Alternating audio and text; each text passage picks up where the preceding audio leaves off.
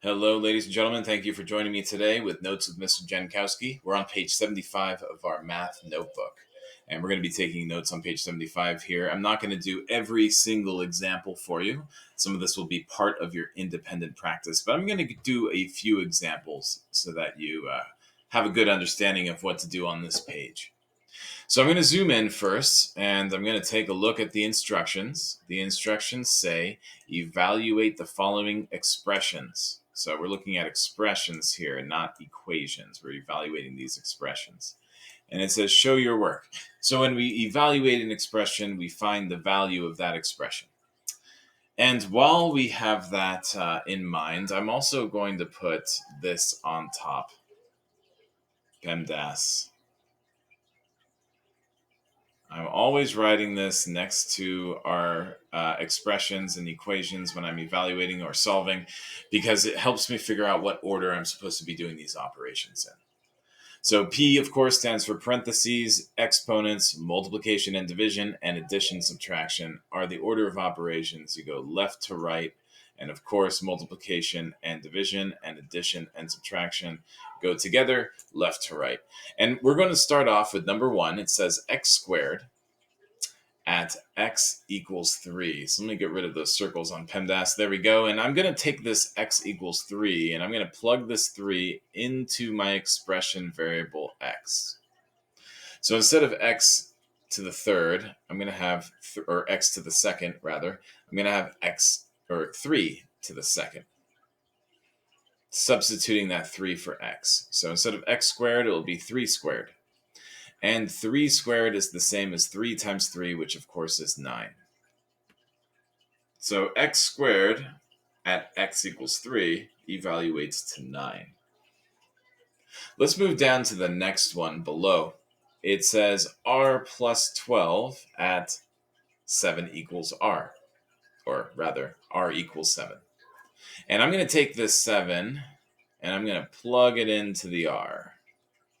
I'll rewrite the expression below as 7, replacing that r with 7, plus 12.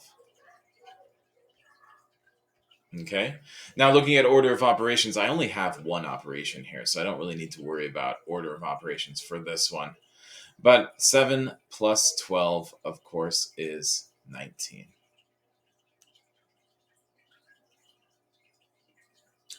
Now, when you see a coefficient, like we see in number 4, this number here is a coefficient because it's being multiplied by a variable.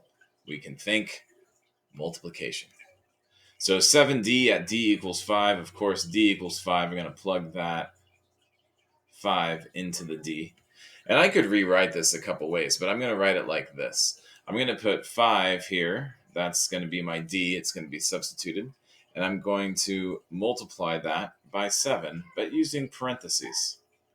So this 7 is going to multiply the 5. Of course, I only have one operation, so PEMDAS isn't that important here. 7 times 5 is 35. So 7d evaluates to 35 when d is 5.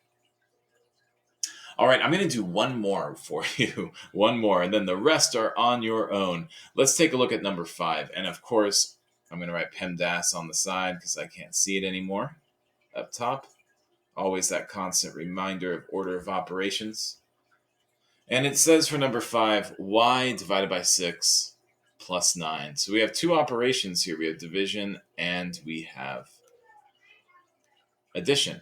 So y is 12. I'm going to take this 12. I'm going to plug it into the y. So instead of y divided by 6, it's going to be 12 divided by 6 plus 9. Now, order of operations, and I'm going to make this smaller because I know I'm going to run out of space. Let me do that again. So it's going to be 12 divided by 6 plus 9. Okay, so order of operations dictates that I do parentheses first. I have no parentheses. Next, I do exponents.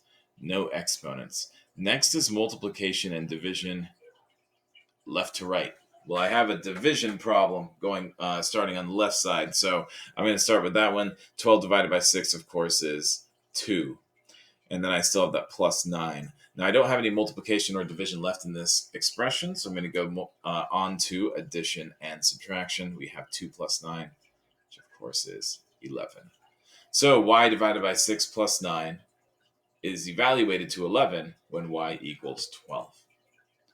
So I'm going to let you work on the rest of this page on your own. Of course, ask your teacher for assistance if you need it.